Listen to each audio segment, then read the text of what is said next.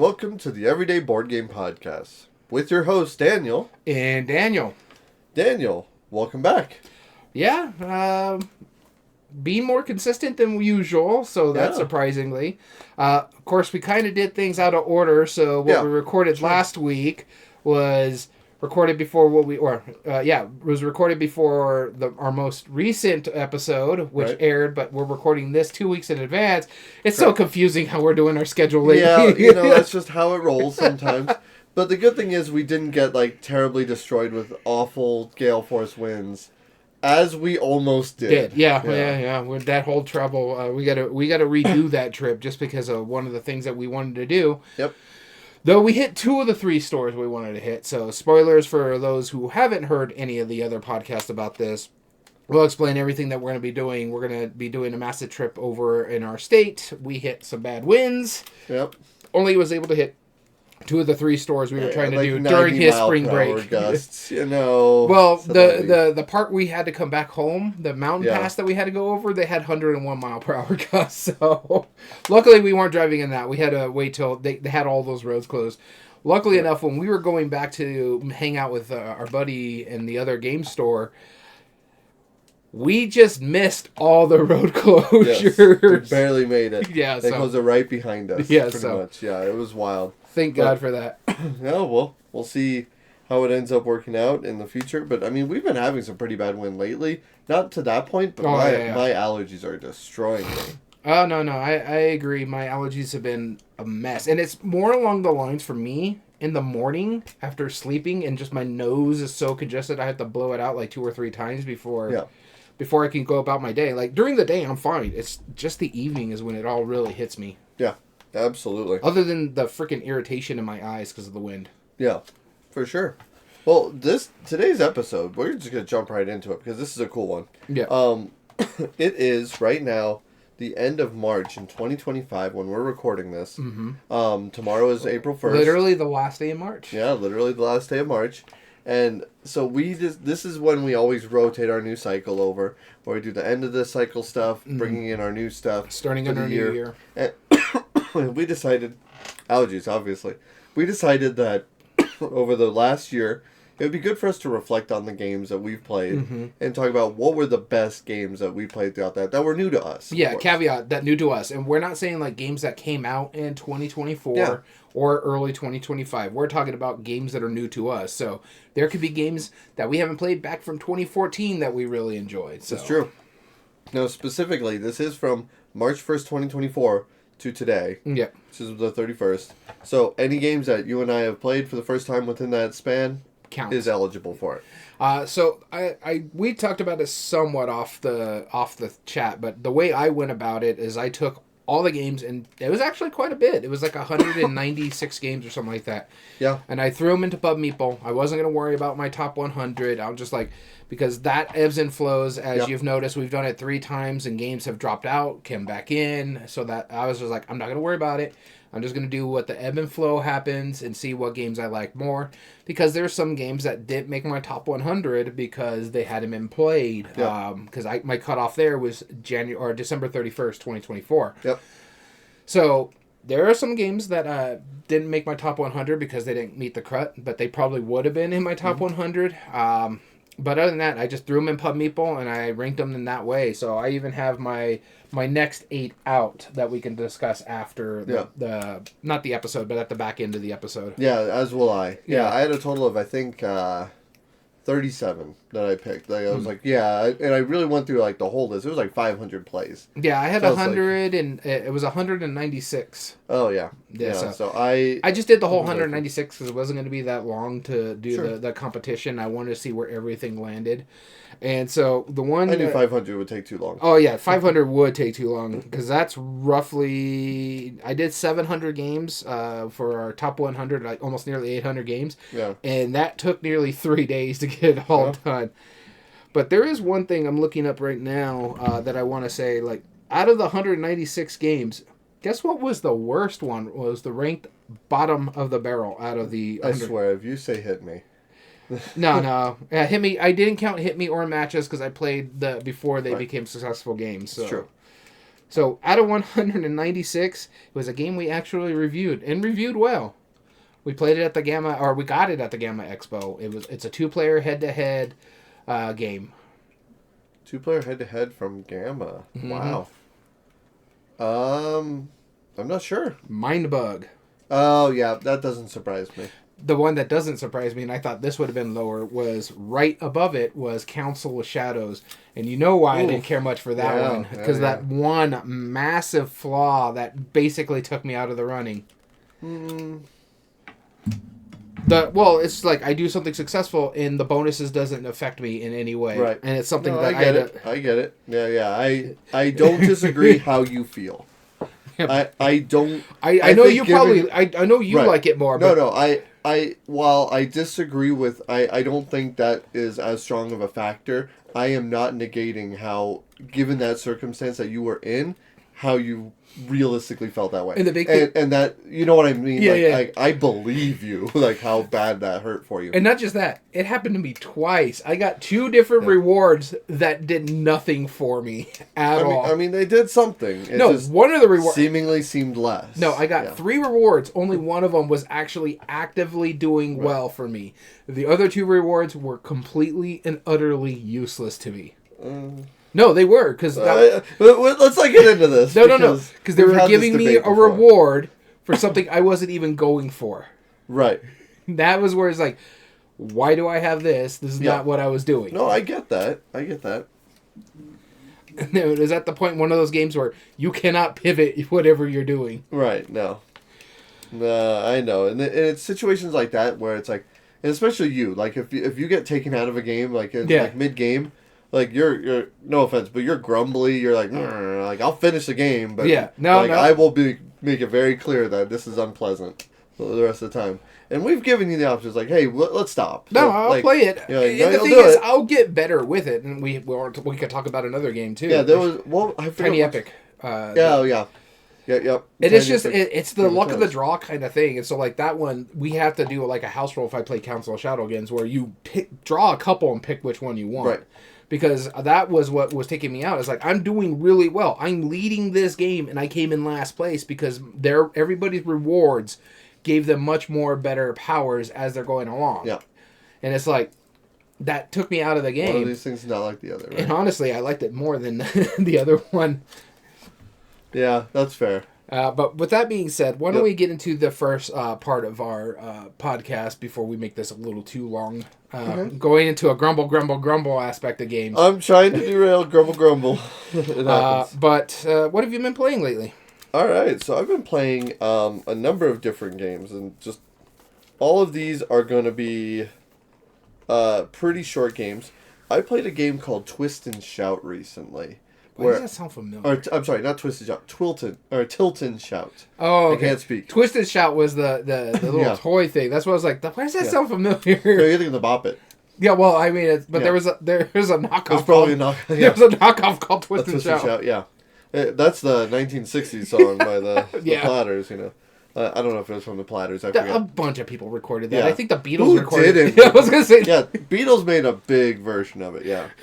That was in Ferris Bueller's, no less. But, so Tilton Shout is a play on that idea. But really what it is, it's one of those standard party games, 2 teams.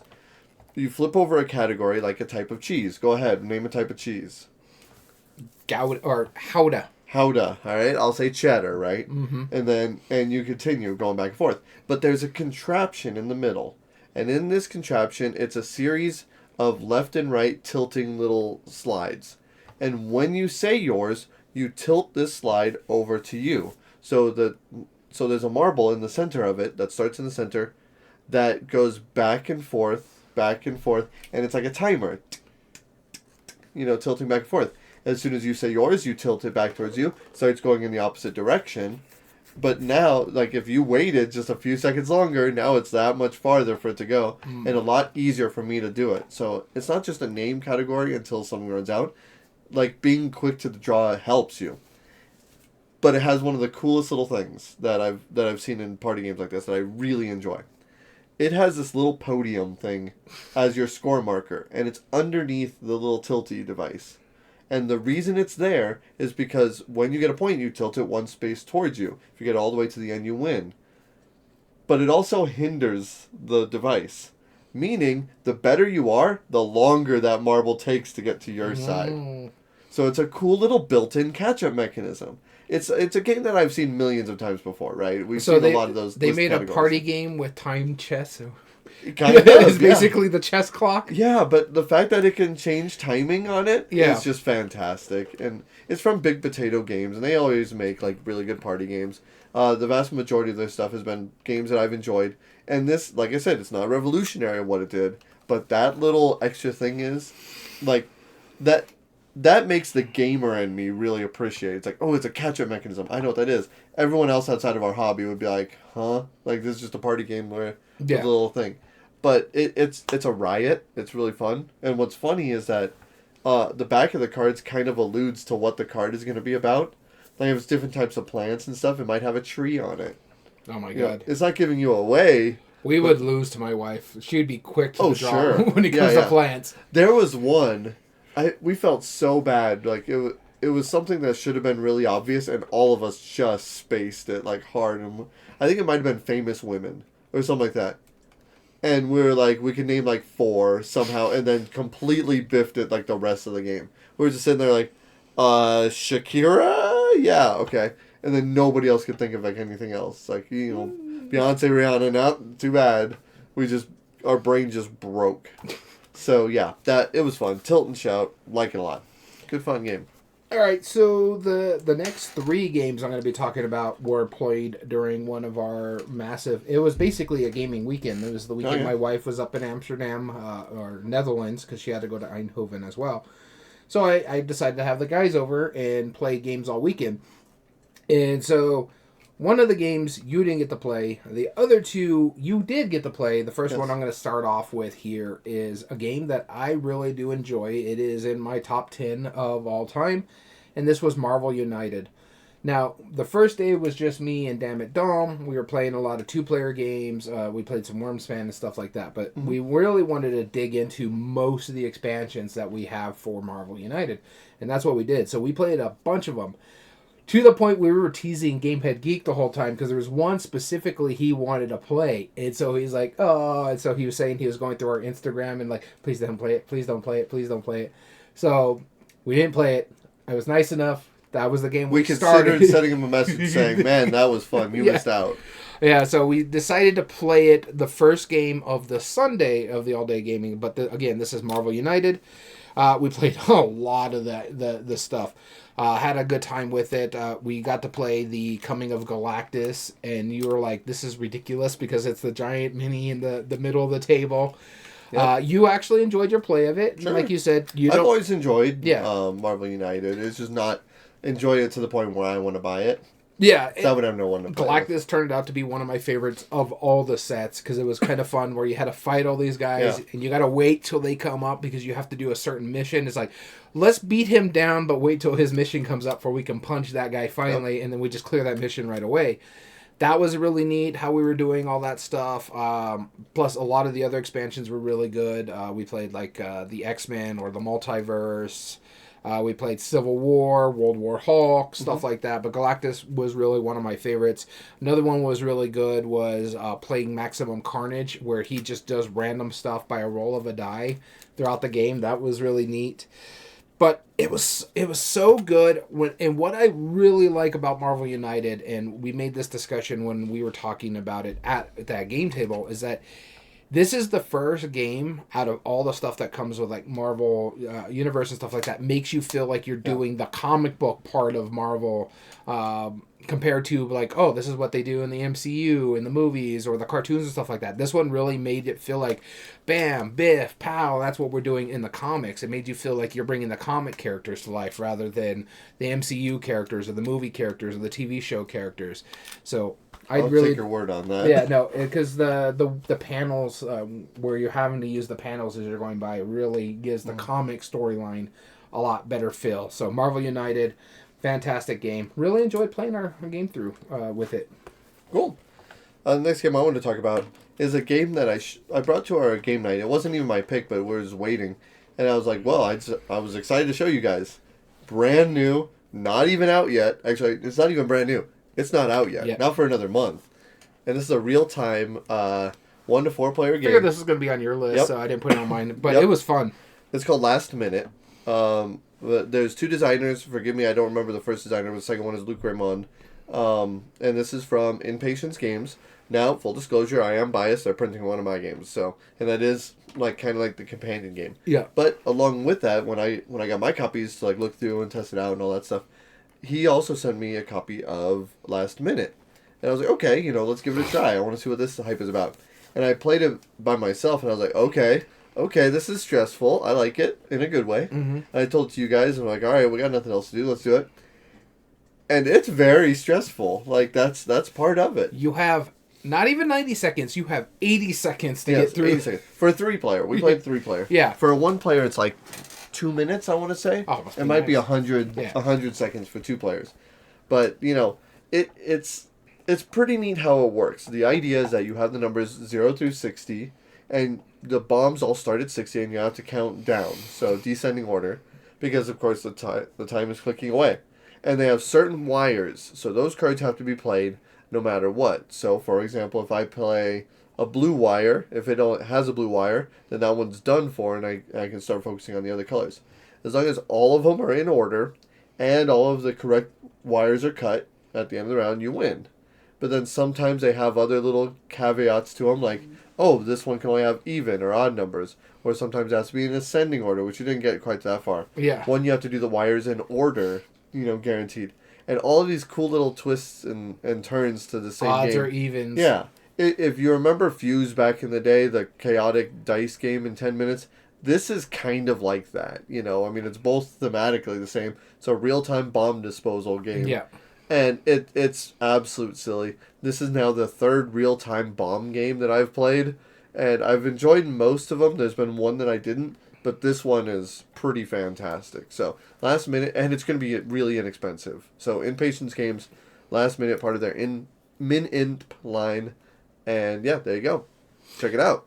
Yeah, no, I really did enjoy that one. I thought it was a fantastic implementation of stress in that case. So, but no, I really did enjoy it. Stress games that just last for a moment or two. For a little bit of time, okay. All right, you have that breather. You're like, let's check to see if this is any good, and test it out. Yeah, it's silly. No, I did enjoy that one. So much so, I think it was close to being my pick of the night. We played, I think, one actual game that did end up being my pick of the night. That from the person whose pick it was, because we were waiting on Gamehead Geek. Because you and me played a game that both of us were kind of like ambivalent to. It was the 2-player Realms game. Yep. Won't go too much into it, but it was the iconography, and I was looking at some of the reviews on that game, and a lot of people were talking about how the iconography just doesn't make sense. Yeah. It's bad. But we played that one. We played the one that Gamehead Geek wanted to play, and we showed him another game, which we'll talk about in a little bit. Well, no, it's not on any of my lists, but it's going to be on one of my short lists. But that's how much I really enjoyed the play of it. So cool. Wow. But the next game I'm going to talk about is another game that I play a lot of, and this is after everybody left. You had a family dinner. Gamehead Geek had to go home and spend some time with the family as well. So Damn Dom stayed over, and we played Unmatched Tales to Amaze, the co-op version of Unmatched. And the reason being is because as Marvel United, we have expansions that we wanted to try. So we played 2 games of Unmatched Tales to Amaze, playing some of the characters that came in the most recent sets and characters that we hadn't played. For me, personally, I played The Witcher, Geralt of Rivia, because I haven't played my new set there. And I hadn't played Oda Nobunaga from the Sun's Origin set, so I played those 2. Damn It Dom was able to play the Ancient Leshen from the same set as the Geralt of Rivia when I was playing Oda Nobunaga. And he also played Shakespeare as I was playing Geralt of Rivia. And I really do enjoy it. And so it's one of my things. This is how I'm going to teach people how to play on match. This way they're not stressing about someone playing against them and then kicking their butt as they're teaching them the game. I don't like doing that to people who are learning the game. No. I figured throwing the co-op on, I'll run the system. You just learn how your character plays and how the system works. You maneuver, you scheme. Is your person ranged or is it melee? Do you have to be adjacent to them or you have to pay attention to zones? That is so much easier to teach when they only have to worry about the bad guys because they're an AI system rather than me coming up on them and me punching them in the face and then running away. That kind of thing, because I'm adept at this game. I'm not the best at the competitive version of this game, but I can hang with some of the better players in our group area, more so than I can if I'm teaching it to someone new who doesn't know how the system works or how the game works. Case in point, when I taught this to my wife and friends, we were playing teams, and whoever had me on their team was at an advantage because I knew how to play the cards properly. Okay, I'm going to do this. I'm not going to worry about this, that sort of thing. They're still trying to read their cards, learn how to do this. Why is this one yellow? Why is this one red? What does it mean by the attack? What does it mean by the shield? That kind of thing. This is the best way to do it is like, okay, this guy's going to do this. This is the initiative order, and this is how it's going to go. So for me, this is the best way to learn new sets for me because I could just, the monster's going to do whatever the monster's going to do, and I can play my cards however I want to play my cards. But I also think this is the best way to teach new players. In what I like about it too is everything's compatible. And I think that is awesome. There is a massive system here, well supported by Restoration Games. In fact, the newest co-op is going to be Ninja Turtles, which is going to be fantastic. And what's neat about this version compared to the one I'm talking about right now is the Ninja Turtle bad guys could be taken into the competitive game, or you can use them to fight the other bad guy in that game. That's cool. They're actually coming in with their own decks, whereas the Martian and the Mothman don't have decks to fight during the thing, and I wish they did because I really would play the Martian. I would really play the Mothman. I'm a big fan of cryptids, so yeah, you are. That would be really cool. So Unmatched Tells the Maze was another one that I really enjoyed playing that night. Yep.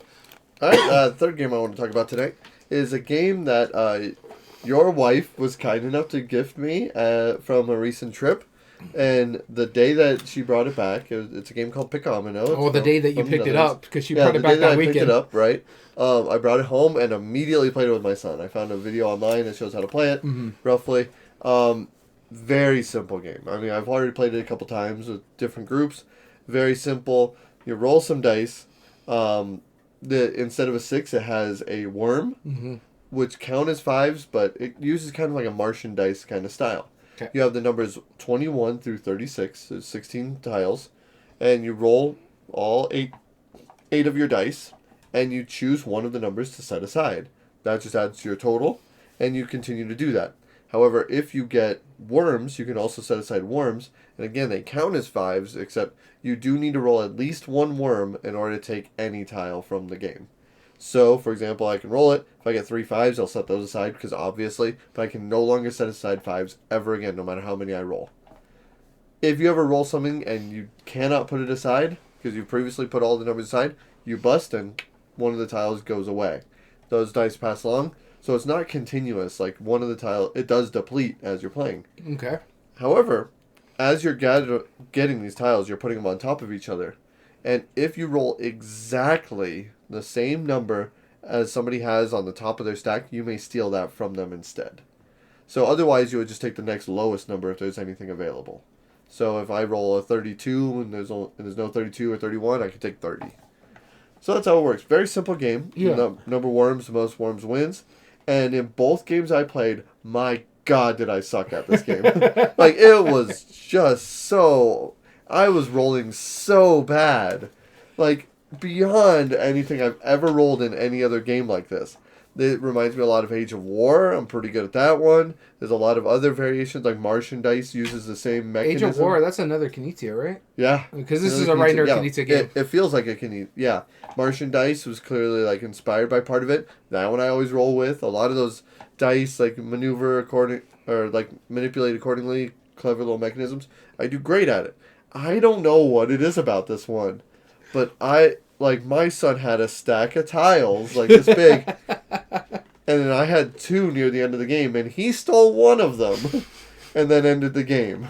He didn't need to steal that one, but he chose to steal one. I was left with I think 2 points total, and he had probably 13 or 14. It was a blowout. It was crazy, but yeah, it was really fun. That's Pick-A-Mino, or Reagan Wooster, whatever. Yeah. Yeah, my whatever. wife brought it over from the Netherlands. She also brought me over Kabenga, which is the other game I was hinting at that we played with Gamehead Geek. Yep. Really do like Kabenga. It's a fantastic game. But no, I agree. I wanted to check it out. But it's a funny story about Picomino.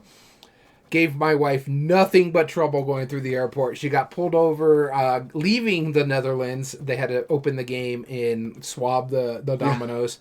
And then when she got back into customs in America, they had to do the same thing all over again. Open the game, swab the dominoes, and then she was allowed to go through. She's like, that was ridiculous. Danny always helps us out when we leave the house, so that's why she wanted to pick up a game while she was there. I saw the Reiner Knizio, and I'm like... And I looked it up, and I'm like, okay, that's a push your luck, a domino game. That's right up your alley. Yep. So I was right like, well, grab alley. that one then. He would enjoy that one. Yeah, so. absolutely. But I'm glad you liked it. I did. I'm glad. I'm so bad at I'm it. glad it was worth the trouble for my wife. Yeah. I should play with you. You're going to love how good you can roll. I suck at dice games, so I know, but this one is cursed for me, apparently. And it's still fun. All right, so the final game from that big gaming weekend I'm going to talk about is one that I wouldn't say was a disappointment, but I was going into it with a lot more high hopes than I did, and I think you would agree with me. Damn it, Dom did want to get this one played at the All Day Gaming, and though we enjoyed it, it just really overstayed its welcome, and this is SETI, The Search for Extraterrestrials. Yeah, I was very excited to play this one. It's a very good game. It's a decent game. I love every little bit about it, like all the different stuff that you could do in this game. It just felt a very kind of disjointed in a way. It's like, this is really neat, but does it really work well over here? Or the fact that I'm scanning out this way so I can put something there, but I have to be in the planet for me to launch to the moon, or somebody already has to be orbiting the planet for me just to throw straight probes over there, but I have to be by the moon for me to do, or the planet for me to just launch because someone's already exploring the moon. And then when you get to the alien side of things, that's really neat what it does too. But then it's like, okay, what are we doing here? Or what? It's to the point where we just completely ignored one set for quite a while until all the really big point givers were gone. And then everybody's like, okay, let's go concentrate on this guy now. Get that open up so we can see if there's any points over on this one. So it's over long for what it really needs. Like, if they just streamlined it, cut it down in half. But I gotta say, though, it's so easily expandable, too. Yeah. Because you just got to give more alien races or... scientific stuff in the sky, like so one was like an asteroid that we were looking into, another one was, I don't even know, it was like amoebas or something like that we found in space. It was weird. I did like the game. Something. Yeah, like paradoxes. I did like the game. I thought it was neat. I liked what it was doing. It's just something about CGE space games that it's very few and far between that I really enjoy. Like the one I do have is Starship Captains, and that one's more about how the crew works for you more so than the space exploration aspect of it.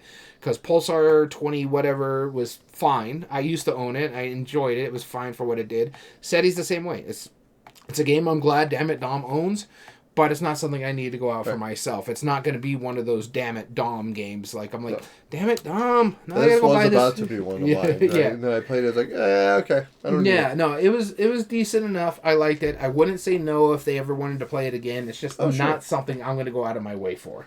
But that was SETI. I feel like in my mind, or in the back of my mind, the reason I had less of a fun time is... in big, grandiose games, I feel like there should be every opportunity and every avenue to really excel and do what you want. And I really focus on doing one thing, and I did not come even close to winning. And now, I mean, shame on me for not exploring, right? Yeah.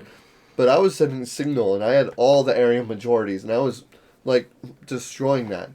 And the fact that I didn't get anywhere near as close as, like, you guys did to winning... is the fact that it's like, well, then that's not a viable strategy, you know? And it's like, well, then why even have that in the game if it's not a viable strategy? If you want me to do this, tell me to do this instead. Yeah, and so the way I had to play it is like, I was trying to do, like, jack of all trades, master of none. Play a little bit over there until I was like, you know what?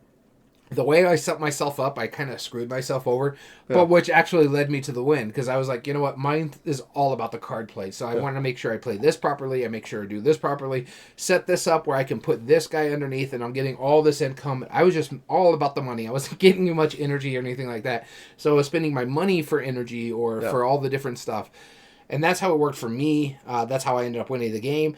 And like I was telling everybody at the table, I'm like, I don't even know how I won the game. I was just playing what my cards were telling me to do because I just kind of lucked into the win on that one. It's just because like I have no clue what I'm doing. Right. I did not feel clever at all. I just felt like, okay, I guess I did perfectly well because the game told me to go on this track. Yep. It wasn't for me going like, okay, I'm going to put myself on this track and I'm going to play clever based on this track. It's like the game's like, no, you need to stay here. Yeah. It was less about me making the clever decisions and more about it's like, well, if that's the viable strategy, it's like, well, you need to do it. Yeah, this is the strategy you were given. You need to play with this. So yeah, exactly. So the last game I want to talk about today was a game that you and I were both very excited that I bought, and I was like, yeah, I got our most recent travels that we talked about a couple weeks ago, and I got it played this last with my game group. It's called Raccoon Robbers. Ah, yeah. And see, I was nice enough. I even pointed it to you on the shelf. You did. I was like, right there. Yep, Chits Giggles, one of my favorite game designers. I mean, like, well, he designed my favorite game of all time. I don't know if he's one of my favorite designers because a lot of the other games that he's made has been pretty decent, but like not like let me. No, I feel the same way about shaking the ground. Isaac Childress, though. He has hands in some of my favorite games of all time. Sure, yeah. My number 1 and 2, I think. Well, that's just because they're like the same game, more or less. Like Gloomhaven. Yeah, Gloomhaven is 1. What is the number 2, you think? Oh, well, I mean, he does Return to Dark Tower, right? He does a lot of the story on that. He did the story, right? Yeah. And so, but that's very much not the same thing. But either way, I digress. Chits Giggles made Carcassonne. I love Carcassonne. So this I was already interested in. This is a really simple card play game. Raccoons. Plus raccoons, yeah, trash pandas. Come on. And so it's a race to get to the golden trash can. That's your goal. And it has almost 3D boards. And I say almost because what they are is they're boards that lay at an angle, and they represent the 3 different houses. Okay. And then your raccoons move, and it's an inlaid board, so they stay on the platform that they're at. So they didn't have to make it all the way up, but they just have an angle so they don't slide off. And the way this game works is really simple. You pick one of the 3 houses you're going to go for. You choose how many movement cards or mischief cards you're going to play for that. Mm-hmm. Let's say I play 2 mischief cards. I move up 2 spaces. If I land on a space with a raccoon, they drop down. If they land on a space with a raccoon, they drop down until it gets to one of the communal spots where it can hold everybody's raccoon. So there's a lot of bumping and messing people up. And there was a lot of spike giving, too, because the mischief cards just simply says, oh, I just moved somebody down. And then you can just cascade them even more. It's like, because the higher up you get, the better chance that you're going to have is on your next turn, if you could play, or on a future turn, if you play 2 cards of that color, of the building, then you could jump off the building, and then that's how many spaces that's marked on the building of how far you move, essentially, on this victory point track, even though it's a race, right? Yeah. But the victory point track also has those style spaces. The smaller tokens can only hold 1 raccoon. If your victory point token lands on, or your master raccoon, or whatever it's called, the big one, if it lands on somebody else's and it's on a small tile, they jump back a spot, right? And then there's some big tiles that are mixed in amongst those. It's just absolute silly. That's really the bulk of the game. There's a one-time token per game where you can pitch it, throw away any cards, draw them back up again. You can play as many cards as you want. There is no hand limit. But you only draw 2 cards at the end of each turn, regardless of how many you play, and you have to play at least 1. So your turns will only get so big. And there are also cards where it's a 1 or 2 spot, where if you are strictly the last or the lowest raccoon, and you play that card, you would actually jump up 2 spaces instead. Nice. If you're tied for last, then no, it doesn't count. But if you're strictly the lowest raccoon, you jump up even higher. And there's like some extra little abilities, like the red one. If you're the highest one on that, reds count as wild. Blue, if you're the highest one on that, then you can move extra spaces on the victory point track. Except so does the last player, so that was kind of fun. And then the green is just more ways to move forward, so it's no extra abilities. Very simple, lovely little family game. I think you would like it. It could be awesomely spiteful, but not so detrimental where you're like you feel like you've lost the game. You know, more just like shifting of everybody moving around. And I imagine a 4-player game that would be even more so. But it adds that nice tenseness where if you get nice and high on this building, and you have your 2 cards ready to go, you're like, I just gotta wait it out. But I have to wait through every other player's turn and hope that they won't knock me down too far. It's silly. So there you go. It sounds pretty cool. I want to try this one. Yeah, Raccoon Robbers. I think you would dig it. All right, so my final game that we're going to talk about is another fun one, and it's funny. I started with Marvel, and I'm ending with Marvel. It's one that we were talking about it earlier. We played last minute. It was the one that Gamehead Geek wanted to get played. This is the big thing he wanted to make sure we played. And this was Marvel Dice Thrones, specifically Missions. So the story-based co-op version of Marvel Dice Thrones. Everybody just got their recent X-Men Marvel Dice Thrones in. So we were playing that as well as the Marvel Dice Thrones. We went up against Mr. Sinister. I really did dig this one. I liked playing my characters. The rules could have been more clear, like how certain things worked and stuff like that. Because it's like, oh, does this stay out or does this go on? It's like, this says persistent, so I guess they stay out. Yeah. Doesn't really give it much clarification on that aspect. Wish that it was better than just little blurbs for each of the little things. Other than that, the game is fun.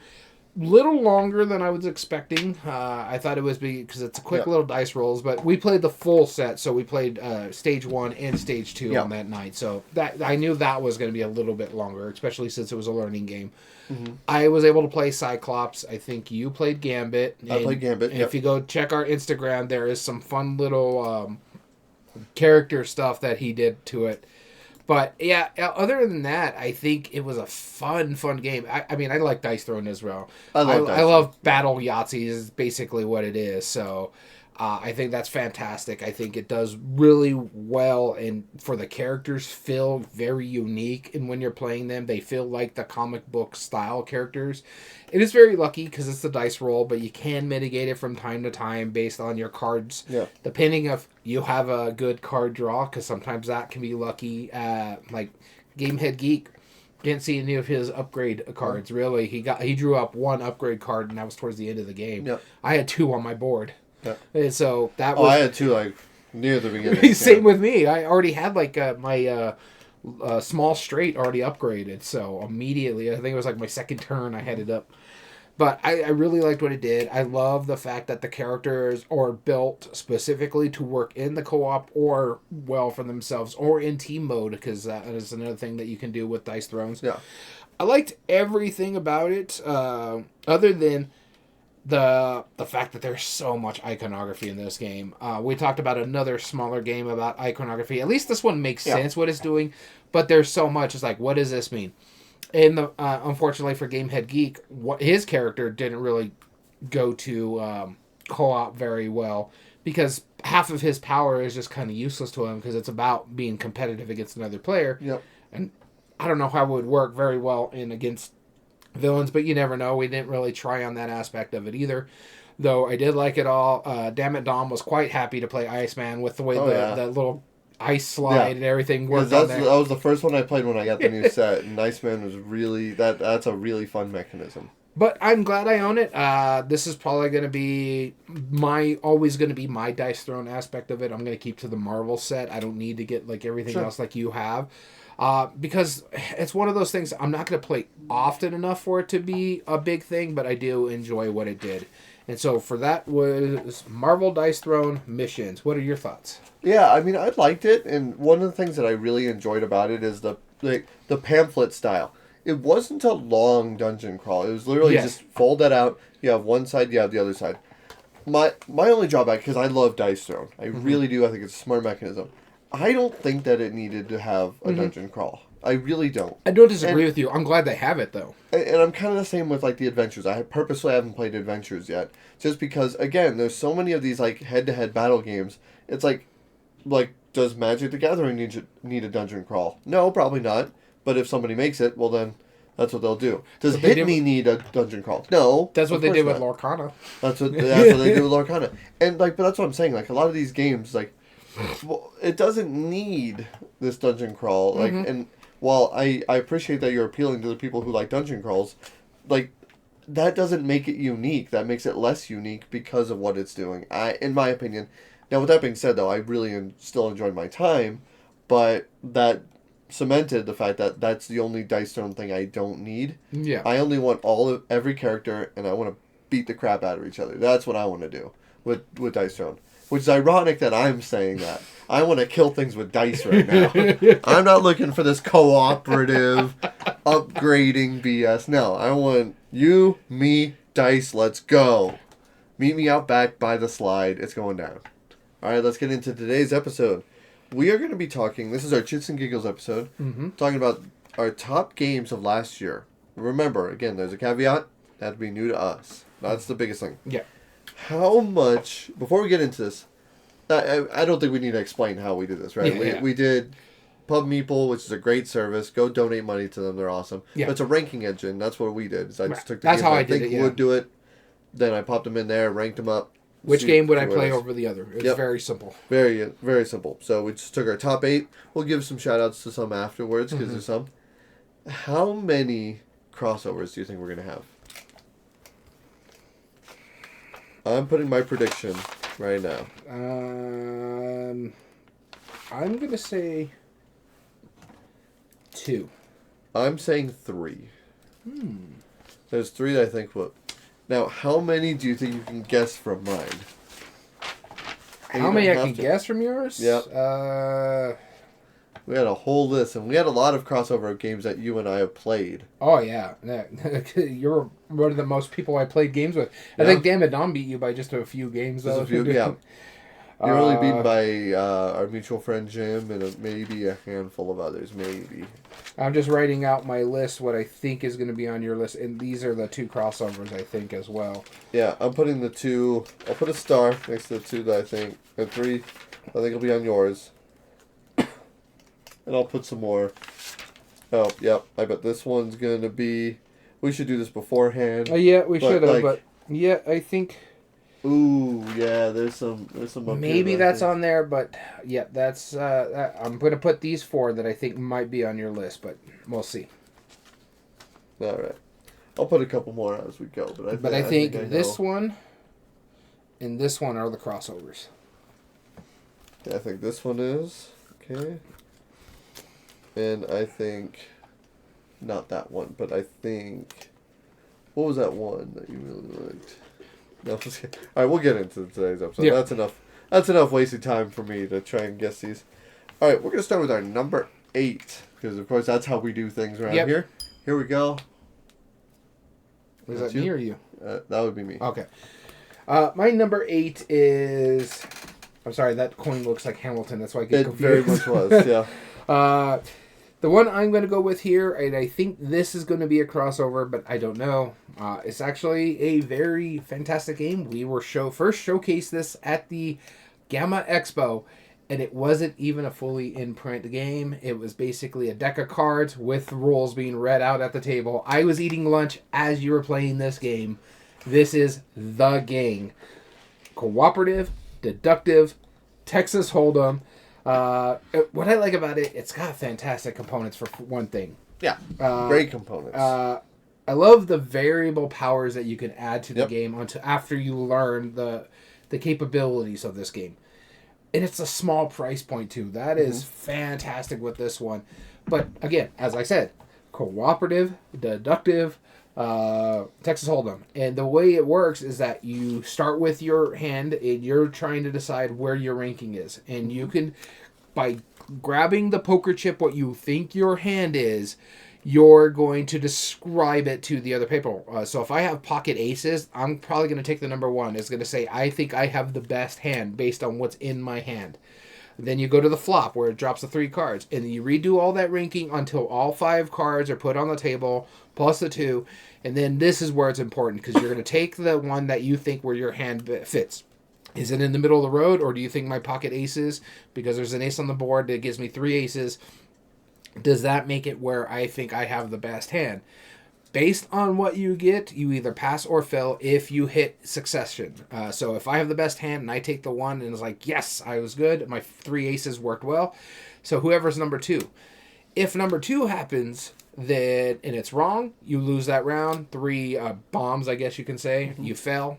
But all in all, I really do dig this game. I think it's a fantastic game, and for how simple it is, and how do you make freaking poker cooperative? Right. Yeah, it really shouldn't. So, I will tell you, this is not on my list. Okay. Well, this was my number 28. I just checked. Oh. Yeah, apparently I hated it. Apparently. No, you said 36 games? Wow, you really hated it. Out of those. No, I really was very picky on which games. And I realized, like, there's a few that I was like, I probably could have put on the list. But I don't know if that they would have outranked this. So my number 8 is a game. And now, the reason I think this is my number 8 is twofold. One, it is cooperative. And I really like the cooperative games that are along this. The second one is we played it very recently. And this is Tiny Epic Cthulhu. Oh, that one's fantastic. I really enjoyed our play of this. I think it was more middle of the road for me out of my 196 games. Yeah. I did dig this one. This is my favorite of the Tiny Epics we played that night. Right. And this is probably up there for your favorite Tiny Epics. Yeah. Not your favorite, but it's one of, like, I think probably top 5. right now it's number 2. Yeah. I just have to play Dungeons to see if it gets unseated by Dungeons. Yeah. But one and is still Dungeons was really fun, too. Yeah. And I'm just a sucker for these co-op ones. Scott Alms knows how to make a co-op game. No, this is fantastic. Yeah. Which makes me, knowing that the Tiny Epic Game of Thrones, Fire and Ice, which, heads up, it's not on my list. Mm-hmm. The Fire and Ice expansion is cooperative. Knowing that that's a co-op version of that game, like it a little bit more. I think that would be the go-to way to play it. So, but Tiny Epic Cthulhu, yeah, we played it very recently, and I think, and I was looking at my 9 and 10, I'm like, maybe this isn't as good as that. But, you know what else makes it ridiculous too? They made a spinner work. Yeah. How often do you make a spinner work for a game? Yep. And it's random chance in a sense, but it's not like a roll and move or spin and move like how a spinner would be. This one's like, this bad stuff is happening over here, and this bad stuff is happening over there. Yeah, exactly. They're technically opposite sides, but it's a pentagon, so, The opposite sides doesn't really count all that, right? But I liked it a lot. Tiny Epic Cthulhu. That was my number 8. I don't disagree with you. I think it's a fantastic game. I thought this might have been close to your list, but I didn't think it was going to get on your list. No. However, I wanted to give you a little information that I told Gamehead Geek about this for that pick, because we had played Tiny Epic Cthulhu, we played Tiny Epic Game of Thrones, which and then the Tiny Epic, it got better as you were going, but we also played K2. Yeah. I clock my plays from the teach to the end of the game. Yep. Tiny Epic Cthulhu in K2 was shorter than Tiny Epic Game of Thrones. Yep. So by like 15 to 20 minutes. So here's the thing, right? That bothered you. I get that. But it says it on the box. It's tiny and it's epic. Game of Thrones was a big, if that was a massive size box, that would be a really epic game.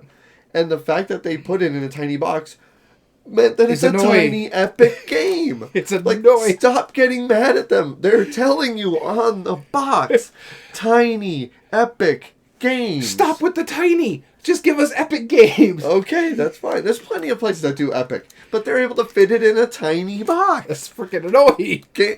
Gameland, keep doing what you're doing. I hope everyone in your company, Scott and honestly, no, don't give me this No. tiny epic crap, because Tiny Epic Westerns is not epic. It's tiny. It's tiny, I'll give you that. No, there's been some misses, right? But the vast majority of the games have a big box feel in a small package. And it works. I cannot fault them for what they're doing. That is the least, that's like saying Button Shy Games will stop making micro games. That's their thing! That's what they do! CGE, make some tiny quick games. We want to see some micro games from CGE. No! They do the big games! That's what they do! They don't always do the big games. True. I don't think Starship Captains is that big of a game. Sure. Compared to SETI? Yeah, compared to SETI. But you see what I mean, though. Yeah. That's their shtick. Do it. Get out of your shtick, all right? No. Keep that shtick. They have proven they could get out of their shtick because they did a whole massive 4X game, all right? Yeah, and that sells probably less than any of their tiny epics. I don't know. And the reprints don't sell as well as either, from what I understand. Yeah. I may be wrong on that. I mean, some of them are great games, but still. Their Tiny Epic line is that for a reason, and I stand by it, and I will die on my hill. You will die on that hill, all on your own. All right. On to our number 7s. Here we go. This coin flip's nice. Yeah. All right. So my number 7 is a game that you haven't played yet. And I know I've ranted and not raved a crossover. about this. Yep, not a crossover. I've ranted and raved about this game because I've always liked the designers. And I keep telling you, man, I need to bring it over. And I keep forgetting to bring it over on my picks. Just because I have a bunch of Shelf of Shame games that I know I need to play first. But I want to get this to the table again. It's a lovely theme. Nice and calm. It has a cool action mechanism. It's like a stock market style resource management game. And every time you put down a card, you activate either the row or column of the actions. And it's in a small little tiny package and it works really well. Beautiful components. This is Bosa by Prospero Hall. Not Goliath or Funko Interesting. Games. Bosa, yeah. I thought this was before March of last year. I am shocked. Because you've been talking about it forever. No, because right after March of last year was when they announced the dismantling of Prospero Hall. Prospero Hall. Or Funko Games, sorry. Yeah. And so Prospero it's hard Hall. to believe that that's been only a year. Yeah, no, but I'm saying it feels like you've been talking about this game forever. Because I really need to show you this. We've talked about a lot of games where I'm like, Danny rants and raves about it, and you're like, yeah, all right, fine, let's get to the table. And then whether you I know you're not always like the biggest fan of the game, but you're like, I see why you rant about this. I see what you're doing with this. I think Bosa is gonna be one of those where you're like, oh wow, this is clever how this works, and you makes it feel smart as you're playing because you're building a 4x4 grid. And anytime you put down a card, it either has to be the rightmost in a column or the bottommost of the row. For shame, 4x4, that's not the hotness. 3x3 is the hotness now. It's the hotness right now, but every game's better with a 5x5. So they met in the middle. They're hot and good, right? No, but you put down the card, and then every previous card that you've placed in either that row or column, you get to activate those abilities. That's as simple as that. So the fourth card you put in a column, you could activate all 4 of those, but that might not be beneficial to you. You might want to put it somewhere over there. And then that last card, you're going to have those 2 big giant choices because you have 16 cards. Plays only 15 turns. The pieces are inlaid boards. They're nice wooden tokens. Good pieces. Beautiful, lovely art. Endgame scores. And it has the smartest endgame victory thing ever in it. Everyone tells you to make that big, massive decision right at the beginning of the game where you're like, here's all your endgame stuff. Pick one. And then you discard the rest. Cool, fine. Here's 4. At the end of the game, you choose 2 of them. How is this not a thing? Why don't gamers do this? Just hand it to them and go, all right, at the end of the game, you'll pick 2 because you don't know where you're going to be 15 turns from now. Yeah. Why force you into a rabbit hole right there if the cards don't come up your way? Thank you, Prospero Hall, for figuring out something that should have been so obvious. I love it. Anyway, Bosa, love that game. All right, my number 7... is a game that we both own. We both enjoy. Mm-hmm. In fact, I remember showing it to you at the Gamma Expo by calling it Cardboard Tumbling Dice. And you looked at it and were like, what? And I'm like, go check it out. It's right over there on the Pandasaurus desk. And you went over there and you're like, and this is Box Top Pinball Haunted House. It's just plain fun. And this is the main reason we play games. Yeah, it's fun to have a strategy game. Yeah, it's fun to, think your stuff through. And you feel very clever when you're doing a lot of stuff. But sometimes I just want to bust something out and laugh and have a gut-busting fun. And so this one is that kind of game. Mm-hmm. It is dexterity where you're flicking a dice down and you're trying to land in the perfect spot. You may want to knock over creatures because you get bonuses based on them.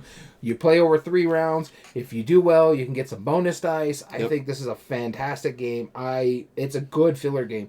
And I love the fact that it just uses everything in the box. So, it just gives you a bunch of box pieces, and that is your game board. I love everything about this game. I think it's a fantastic game. I want them to make more versions of this. I don't care if they're cooperative or they work together. You could set it up where you can get, one massive pinball arcade in a sense, which would be kind of cool. But I think this game is fantastic. I just want more. because this one is a perfect go-to Halloween game. I want something where, hey, I can play in Vegas, because that would be really cool. It'd be fun to play this game at one of your things, the pinball museum. Yep, that would.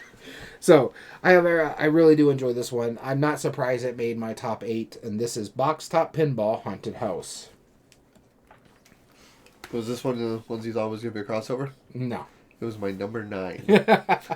So, maybe because of the newness of Tiny Epic Cthulhu, this might have still... It was number 9, literally.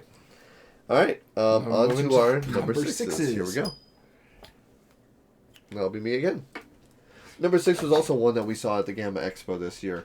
And I was very excited because they did one thing with the components that I hadn't seen in any other game. And it combined a lot of my favorite things. It had tile laying. It had resource management, which I've always enjoyed. It has engine building. And bonuses. And it has a magnetic player board. Oh, the magnetic player board should have given it away. I'm, for some reason, drawing a blank. This is one that was very not...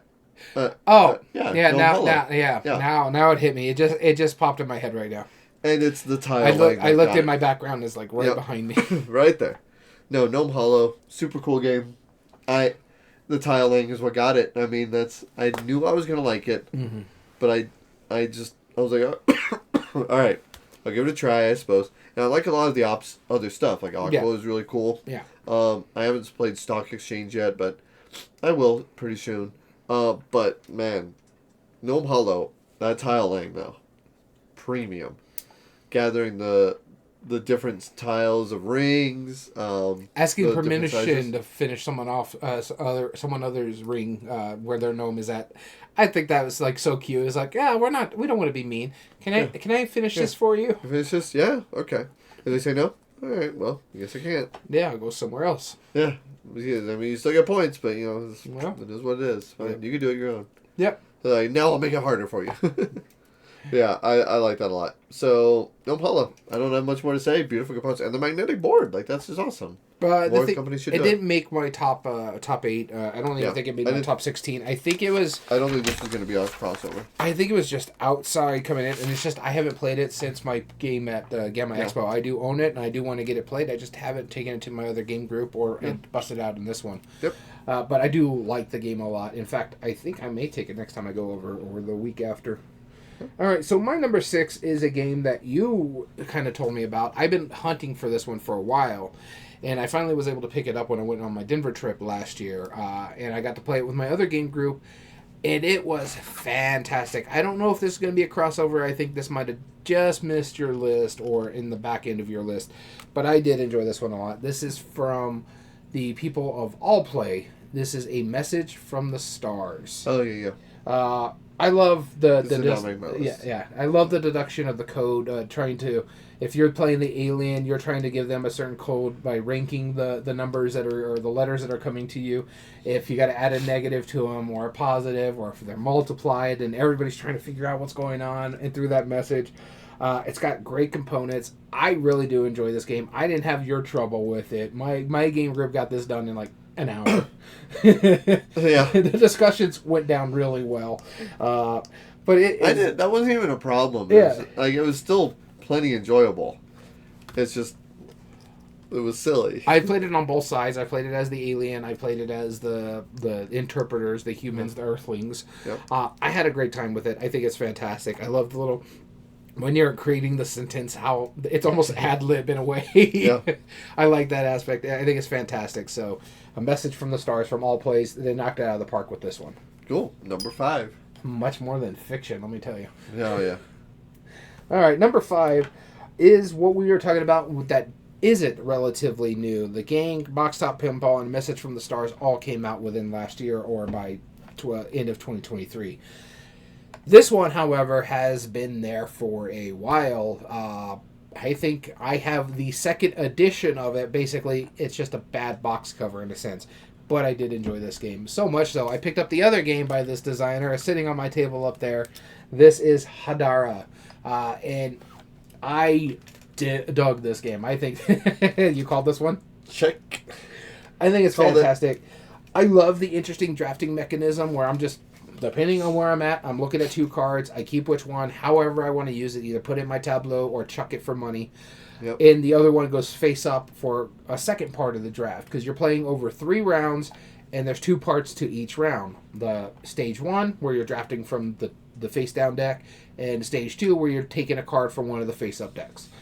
I think that's fantastic, and I love, especially when it comes to the second part where you're in the face up deck, where you're like, I see what you're collecting there. I mean, that could help me, and it could help you, but if I take that one, that's going to help me a lot more, and it's going to make you have to choose between these two. So, and nobody's going after population, so I'm taking the thing that you're going to try to take away from me. I'm going to grab this one. I love everything about that. It's got a great drafting mechanism. Fantastic choices, and the fact that it plays pretty quickly for a little card drafting game because you see the deck by the number of players. So I think it's in a 3-player game, it's 2 cards per player, so there's 6 cards in that deck. And in the second round, if everybody's chucking stuff, it's out of the game for that round. I think I'm glad I own it. This has put Designer on my map so much so that my wife was able to get a pretty cheap copy of Crown of Amara that she picked up for me from Minneapolis. So I want to get it tried because I liked what Hodara did, and it seemed so simple. Why have no one done anything as simple as this? Because it did drafting really well. Cool. My number 5 is a game that I showed you very recently, and I mean very recently, and you even talked about it very recently. You called K-A.M.E.R. Oh, I did call Kaminga. I thought it was a different one. Oh yeah, no. K-A.M.E.R. Yeah, I mean, I showed it to you just, like last week or something? Yeah. For the first time, and it's one that I've enjoyed. I played it first at the G.A.M.E.R Expo, found out I was playing a rule wrong much later, which apparently, like, almost everyone was playing that rule wrong, or without that rule. Yeah. And it's highlighted at the very bottom, but it's a small... It's hidden, even though it's highlighted. Like, it's weird. But, what did you think of it? Oh, I dig it. I think it's a fun little filler game. My wife, we just recently played it yesterday. Yeah. And she calls it a perfect cruise game. Like, so when we go on a cruise, I'm supposed to take it with us. Because you don't have to think too hard with it. You have to play cards where they lie.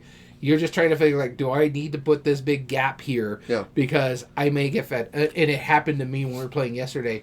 I'm like, there's only like 5 cards that could be given to me in this gap, so I gotta play here because I don't want to take the penalty over there and take one card. Yeah. So I played there. Next thing I know, our friend Maria gave me 3 of the 5 cards. I'm like, you've got to be kidding me. Yeah.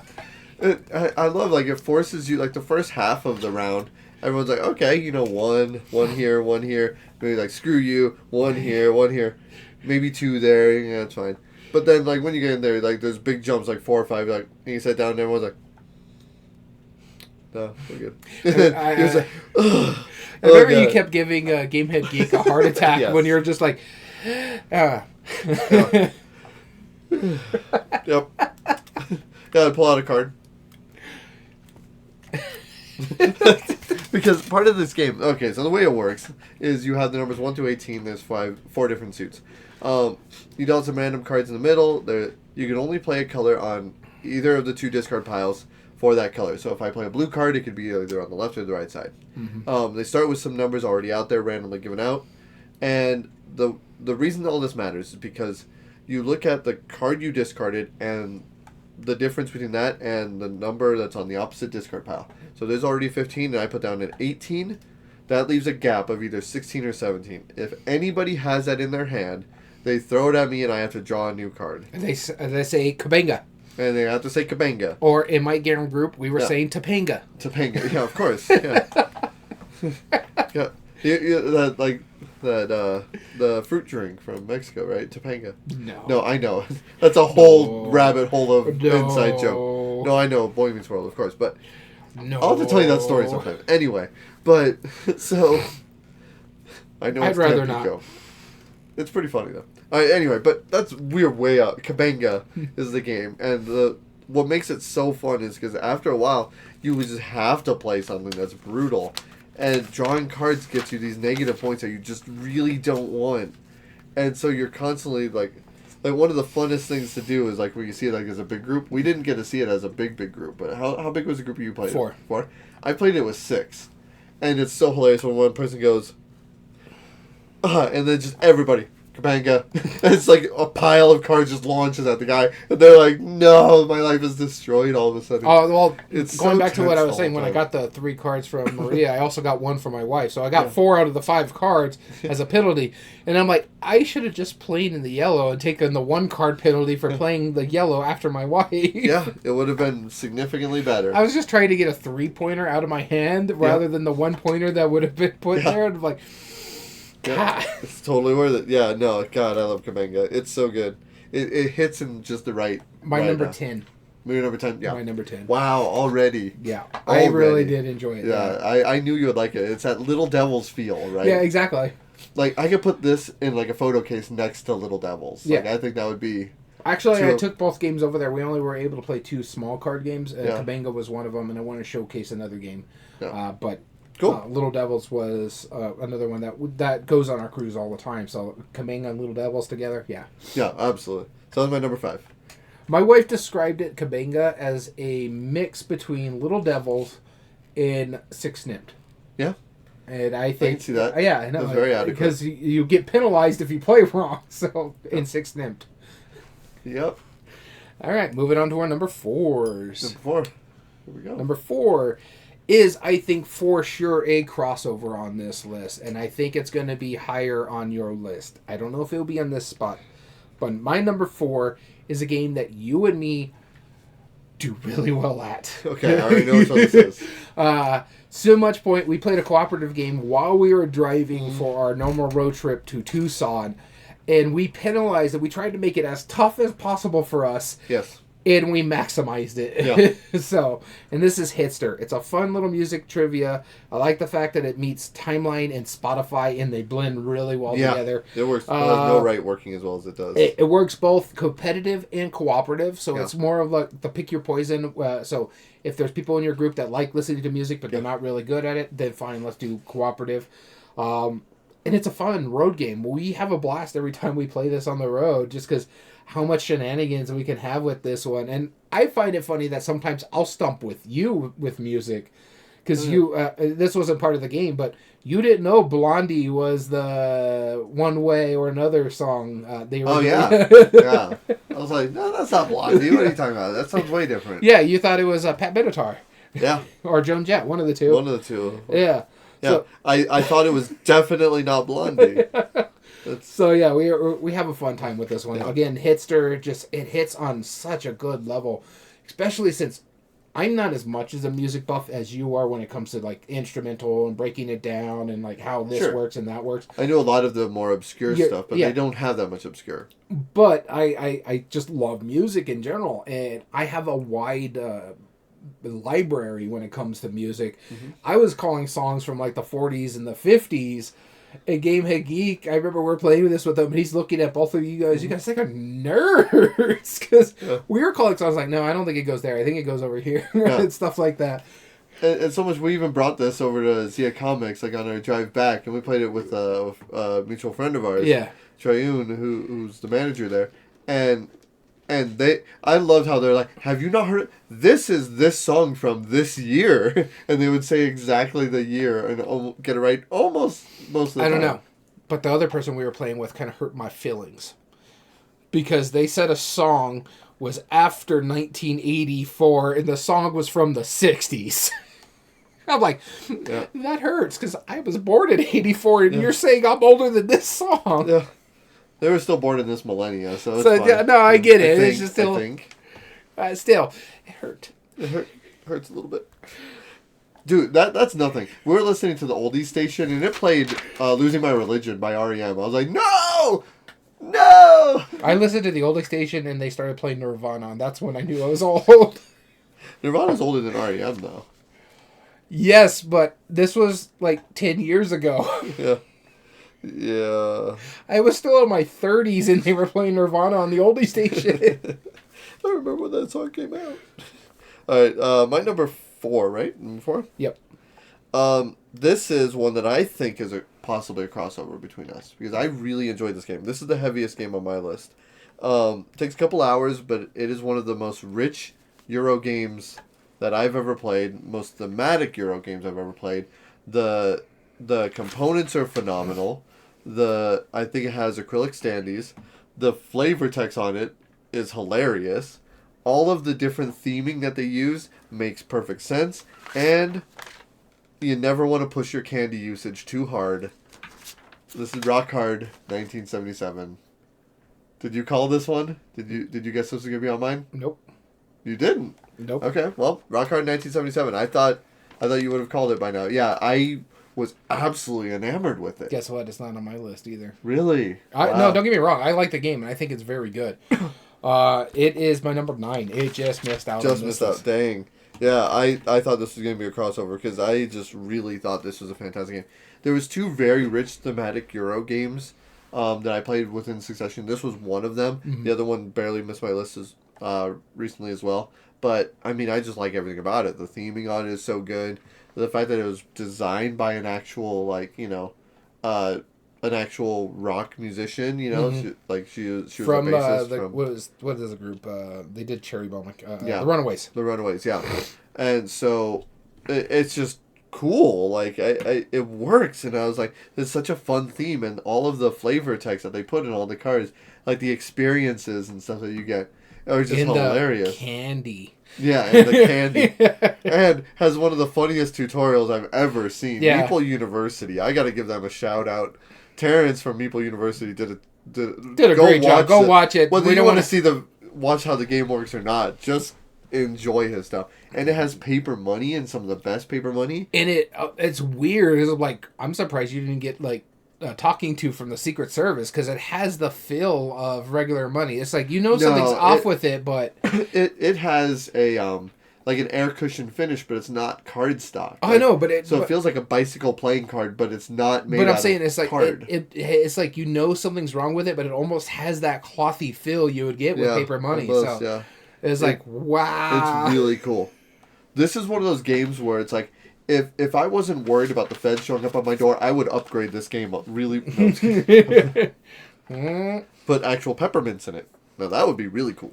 Yeah, so no, I agree with you. Like I said, it just missed out on my list. I love everything about this game. In fact, if we did a top 10, this would have been on the list. It would have been my number 9. I agree with everything. The acrylic standees are really cool. I love the fact that it's a worker placement and you only have one worker and you're just doing it in different cycles. You're doing the morning, you're doing the evening, you're doing the day. But I also like the fact that you're all about trying to produce your music and get it out there. Yeah. To the fact that you can lose your day job. Yeah. Other than when more than likely you'll get fired. Yeah. Oh, I gotta miss work. Or if you had too much candy and you have to recover in the hospital. I was the first one fired out of my game by multiple rounds. No, honestly, I didn't get fired. My job was pretty simple to get. It's like I was like, I need cash anyway, so I'll go here. Mine was like in the afternoon, so sometimes I couldn't play like the shows and stuff like that. But I'm like, I'll do this, get my job, get my money. Now I can do all this, cut my album. Now I'm ready to go. But you lived the lifestyle. Oh yeah, that's what matters. I really enjoyed the after parties. But yeah, no, I agree with you. It's good. It's a fantastic pick. All right, number 3s. Number 3s.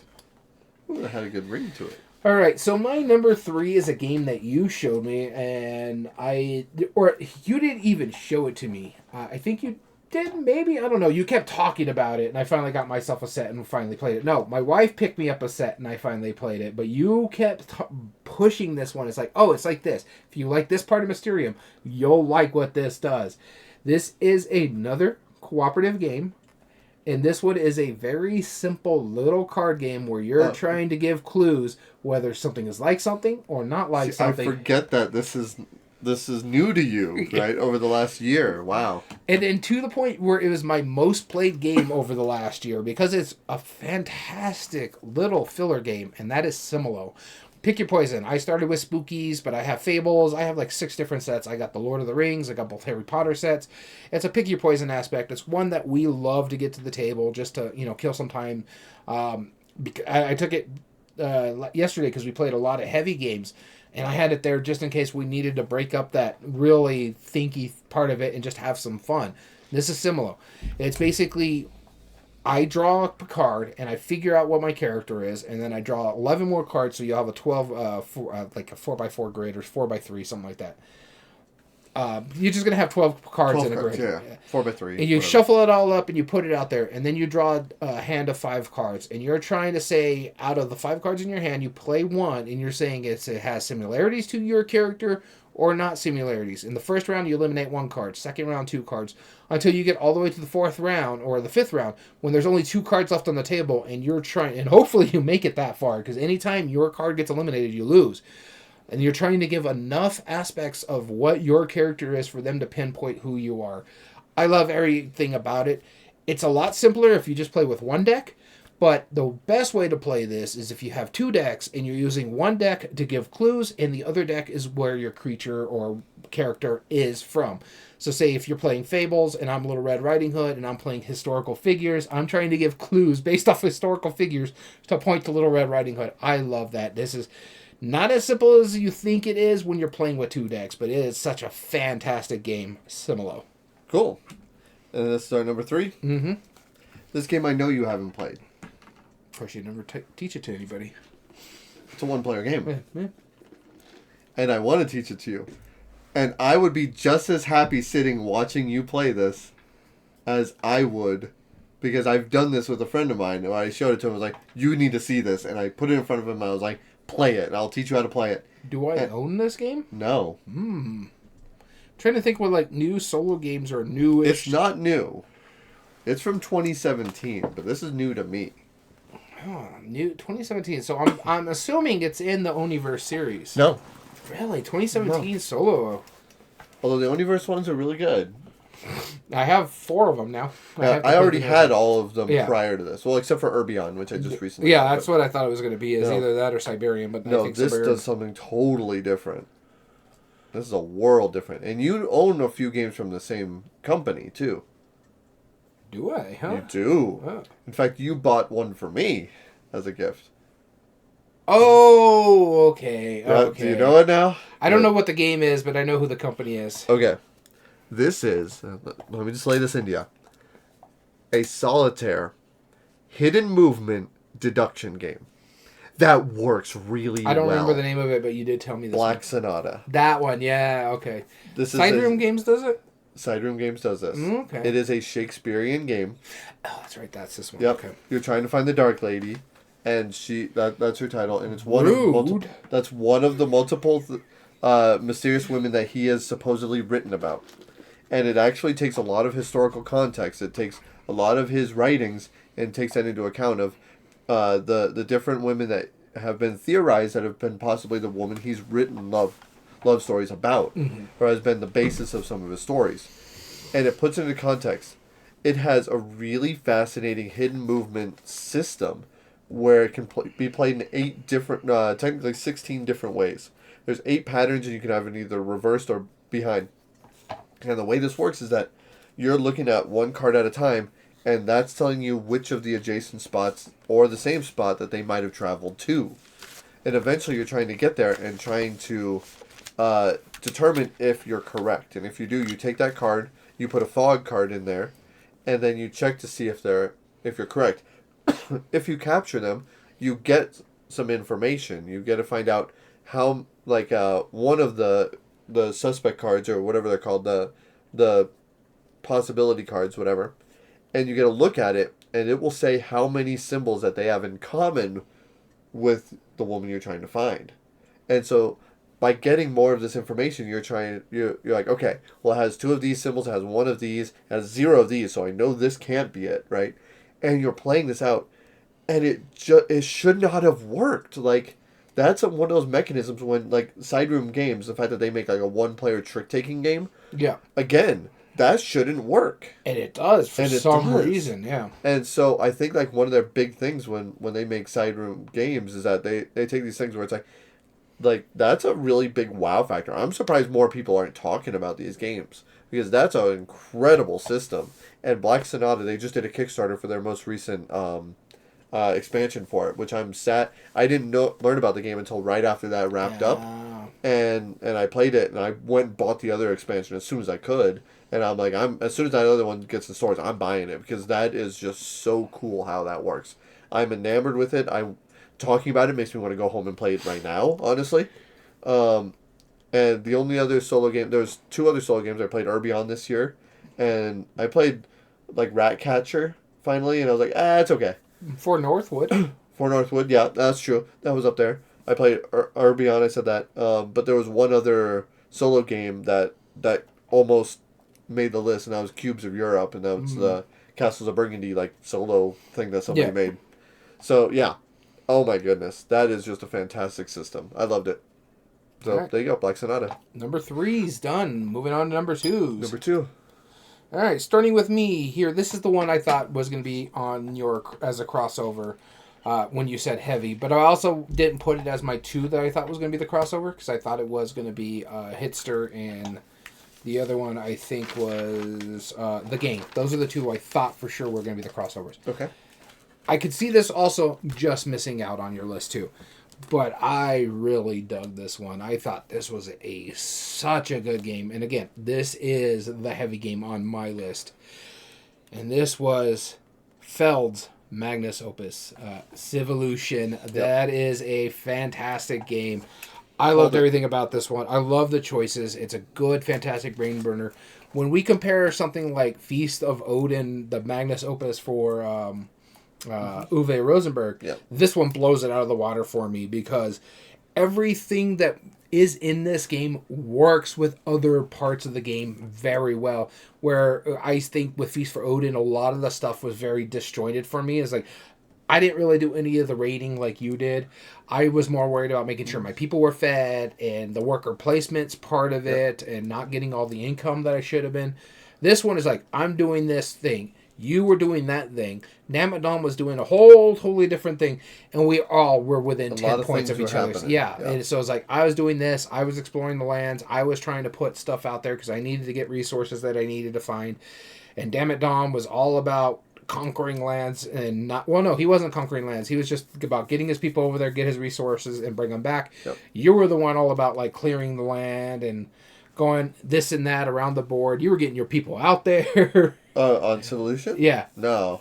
You were doing something. I was doing all tech. Yeah. I had like 40 cards above my board. You were doing the stuff that allowed you to get the tech. That's what it was. And I was exploring the board to get the resources for me to do the certain things I needed to do. Yes. But you and me both were the ones that were exploring the board because you were flipping things over for your tech aspects. Yep. But no, we enjoyed the mess out of this game. It is like we were doing completely different things and it still worked. This game is massive though. To the point where it gives you a description of how big your table needs to be to play this at a full 4-player count.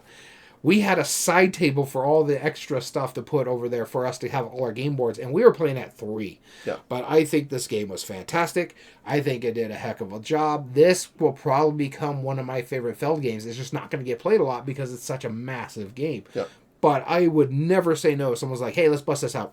You got it. We're going. Yeah, let's go. Because it's a fantastic Assuming game. we have enough time. Yeah, and that is Civilization. And honestly, it didn't take that long. We knew it was going to be a long game, but we were able to play another game on our game night, and we started at 5:30. We expected this was going to be that was the only thing, and we were still able to play a small little card game afterwards.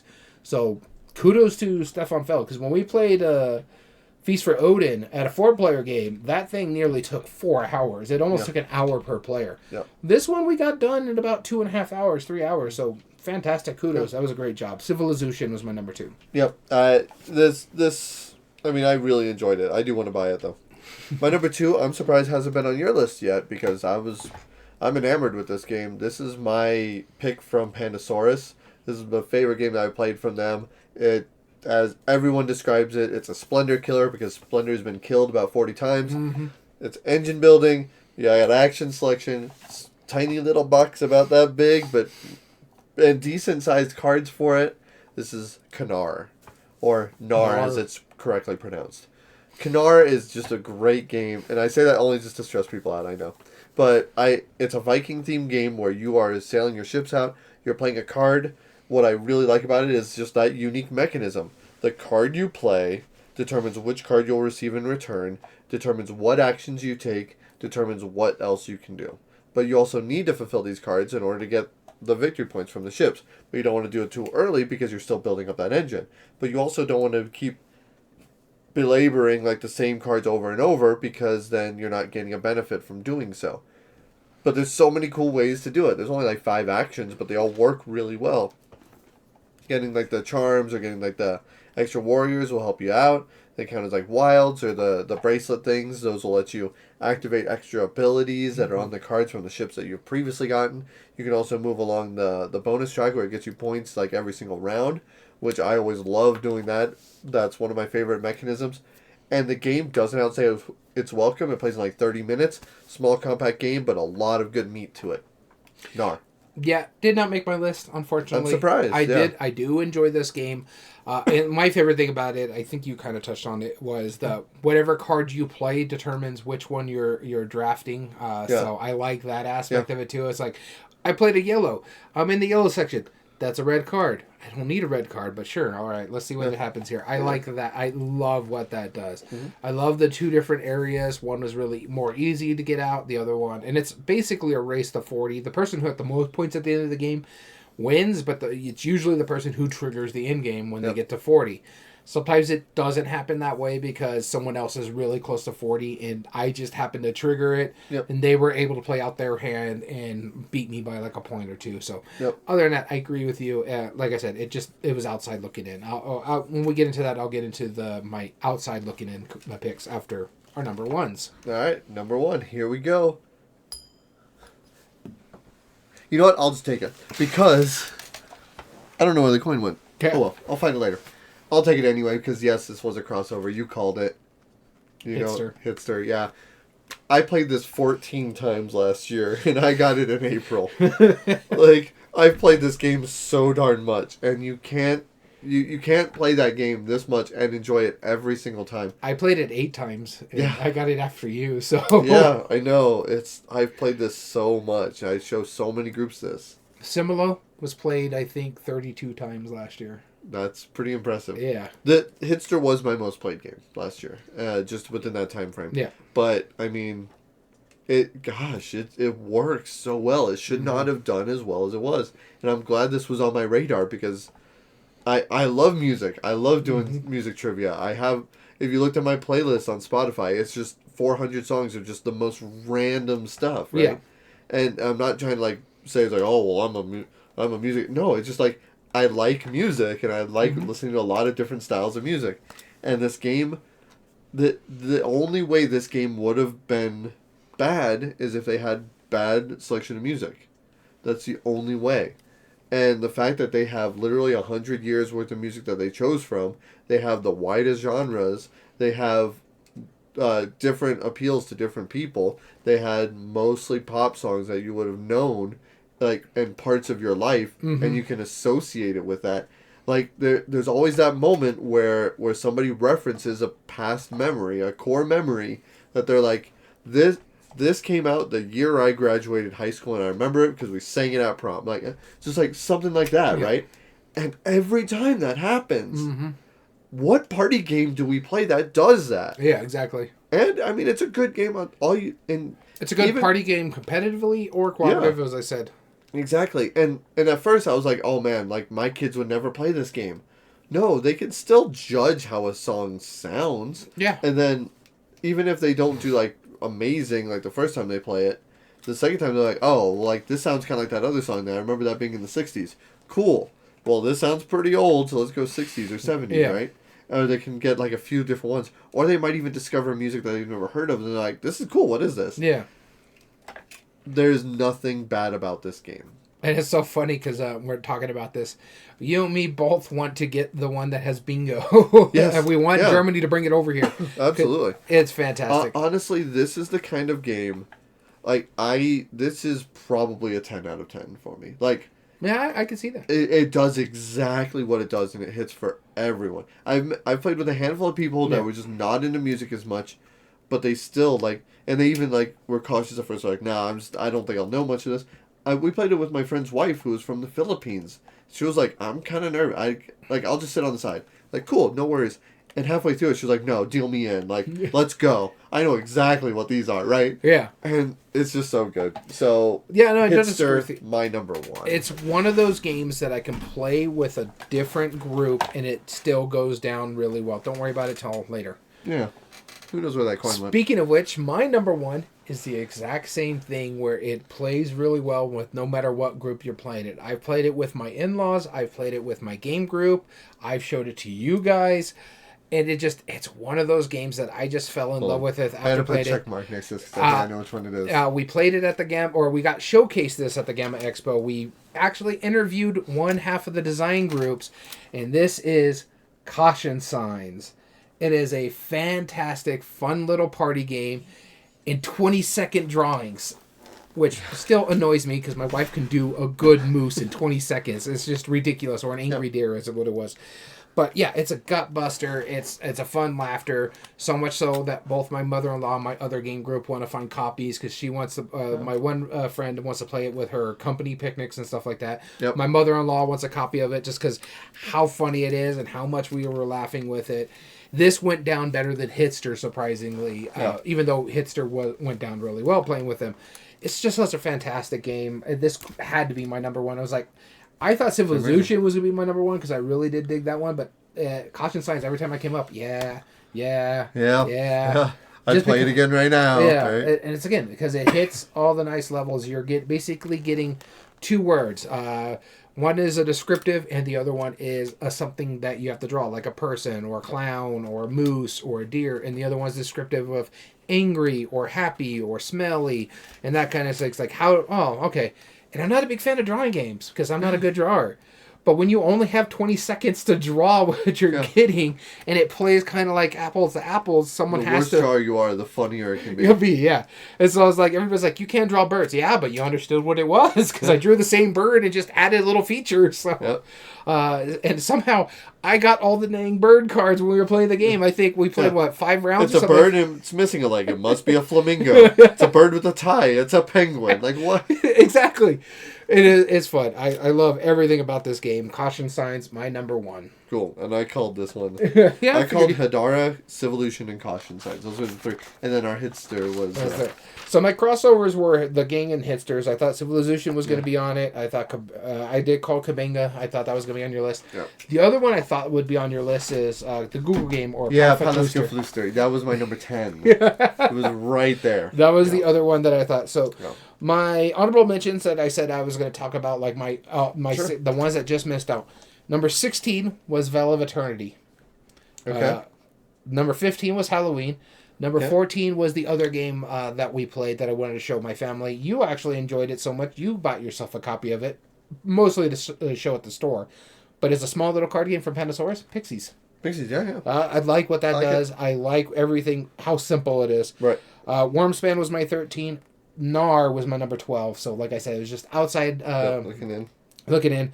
My number 11, not a new game, but it was hard to find for the longest time. This was Stardew Valley, the board game. I really did enjoy that one.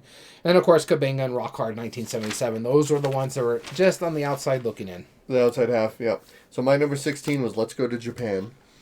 That is such a good game. And it's a pick and pass drafting. I'm like, why is it doing so good? I want to hate it. Number 15 was Fromage. The Fromage was like my top 20. Yeah. 14 was Spooktacular. I haven't played that one, so I can't. 13 was Match of the Century. I haven't played that one either. Right. 12 was Roll Camera, which was... wow. That's the one you got from Game Hit Key, too, right? Yeah, okay. And, man, I'm glad he doesn't listen to our podcast. Because the game is so good. It very much outstays its welcome, though. Like, you have to go into it knowing that's going to take a few hours, but cooperative dice worker placement game that has really silly art, it's awesome. And then number 11 was Noon Attack, which Kane Clanko, you know. I thought that was going to be on your short list. Yep. I thought it could have snuck on there at the back end. Yep. How's it going, Board Game Bard? Hey, Board Game Bard.